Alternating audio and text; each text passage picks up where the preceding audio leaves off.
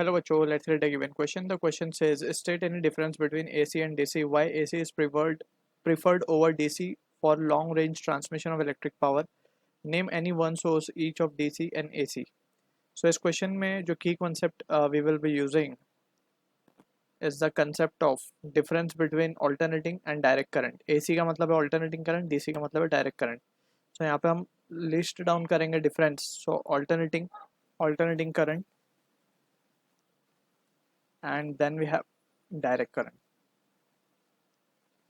ठीक है, तो हमसे फर्स्ट पार्ट में पूछा गया कि we need to state any difference between AC and DC, यानी कि डिफरेंस बताना है।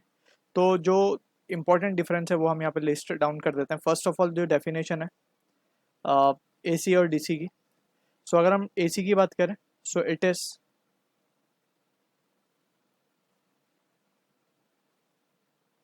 द करंट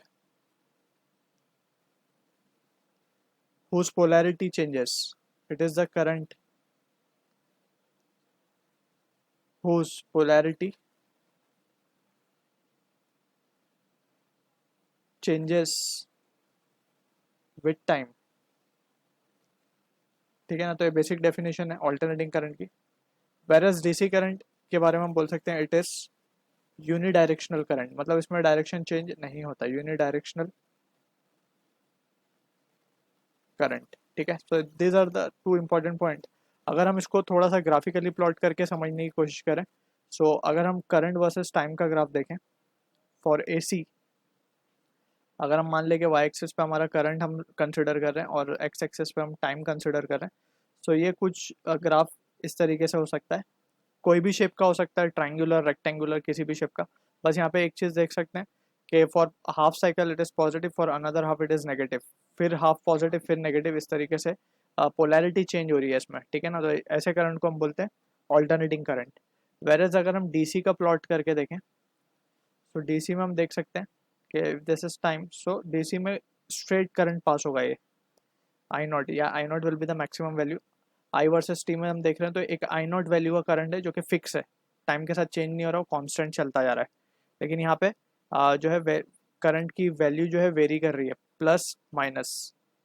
ठीक है, so this is how we can point the alternating and direct current का डिफरेंस।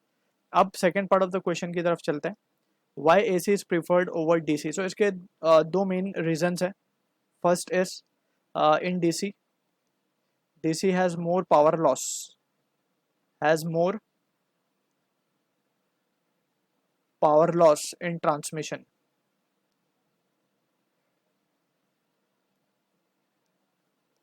ये हम इन डेप्थ और पढ़ेंगे when we will be studying the chapter alternating current in class 12th।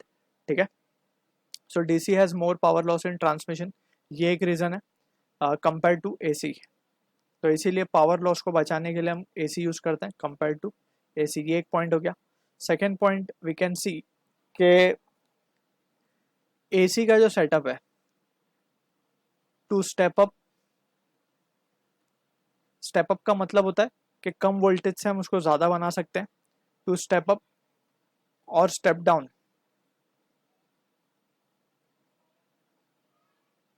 का मतलब है ज़्यादा से कम कर सकते हैं। ठीक है ना, तो बेसिक अंडरस्टैंडिंग अभी फिलहाल के लिए हम याद रखेंगे। जब हम ट्रांसफॉर्मर पढ़ेंगे हायर क्लासेस में, सो जब हमें समझ में आएगा स्टेप अप ट्रांसफॉर्मर क्या होता है, स्टेप डाउन ट्रांसफॉर्मर क्या होता है। स्टेप अप का भी मतलब हम ये समझ सकते हैं कि अगर वोल्टेज कम आ रहे हैं उसको बढ़ाना है, ठीक है, तो हम स्टेप अप यूज़ करेंगे। और हम जब ट्रांसमिशन करते हैं, क्योंकि हमारा पावर प्लांट जो होता है वो एक्चुअली काफ़ी किलोमीटर्स, 1000 100 किलोमीटर्स दूर होता है, तो वहाँ से हमारे घर तक जो सप्लाई आती है वो ट्रांसमिशन लाइन के थ्रू आती है, और उसमें जो है AC सप्लाई होता है, ना कि DC। तो वो क्यों होता है वो हम यहाँ पर समझ रहे हैं। टू स्टेप अप और step down the voltage setup for alternating current is cheaper compared to DC current. यानी कि जो सेटअप DC में होगा स्टेप अप और स्टेप डाउन करने का, वो AC के कंपेयर में काफ़ी कॉस्टली है और सेटअप भी काफ़ी कॉम्प्लेक्स है। तो हम इसीलिए AC को प्रीफर करते हैं on DC for long range transmission. ठीक है, so this is the two point that we need to keep in mind. अब last part of the question में हमसे पूछा जा रहा है सोर्स बताना है हमें। तो सोर्स में हम देख सकते हैं फॉर एसी जनरेटर्स जो हम यूज़ करते हैं, ये एसी करंट प्रोड्यूस करते हैं। जनरेटर बेसिकली क्या करता है, मैकेनिकल एनर्जी को कन्वर्ट करता है इलेक्ट्रिकल एनर्जी में। जैसे हम विंड मिल की एग्जांपल लें, तो विंड मिल में वो जो फैन घूमता है due to the pressure of wind, वो फैन से कनेक्टेड होता है हमारा जनरेटर। अब वो जनरेटर घूमता है तो उसमें इलेक्ट्रिसिटी प्रोड्यूस होती है, ठीक है ना। So mechanical energy gets converted into electrical energy, so that is AC generator which produce AC. अब एक एक सोर्स की बात हुई है। डीसी के लिए हम बोल सकते हैं जो हमारी बैटरीज होती हैं, right, those are the source of DC current, ठीक है। So this is the answer for the last part of the question. I hope you understood the solution. All the best.